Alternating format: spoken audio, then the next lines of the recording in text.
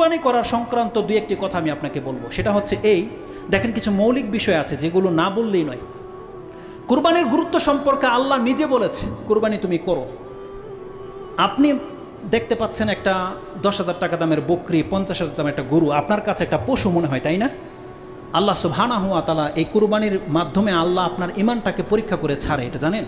প্রত্যেক দিন 5 বার আপনার ঈমানকে পরীক্ষা করা হয়। আল্লাহ যে বলেছে আমি প্রত্যেক ব্যক্তির ঈমানকে পরীক্ষা করে ছাড়ব এবং প্রমাণ করে দেব কে সত্যবাদী আর কে মিথ্যু।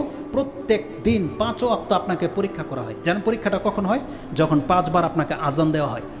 আল্লাহ সুবহানাহু ওয়া তাআলা বলেন যখন হাইয়া আলাস সালাহ বলা হয় তখনই প্রমাণ হয়ে যায় কে মুসলিম কে অমুসলিম, কে সত্যিকার অর্থে আল্লাহর প্রতি ঈমান এনেছে। প্রমাণ হয়ে যায় যারা সালাতে আসে, যারা সালাত পড়ে, তারা প্রমাণ করে দেয় যে আল্লাহ তোমার ডাকে আমরা সাড়া দিয়েছি, যেহেতু আমরা মুসলিম। কিন্তু যারা সালাত পড়েন না, আপনি কিন্তু ওই সময়গুলোতে ফেল করেন। ওই সময় যদি আপনার মৃত্যু হয়ে যায়, আপনি কিন্তু কুফরির অবস্থায় মরবেন, কারণ আপনি ঈমানকে পরীক্ষা করেননি।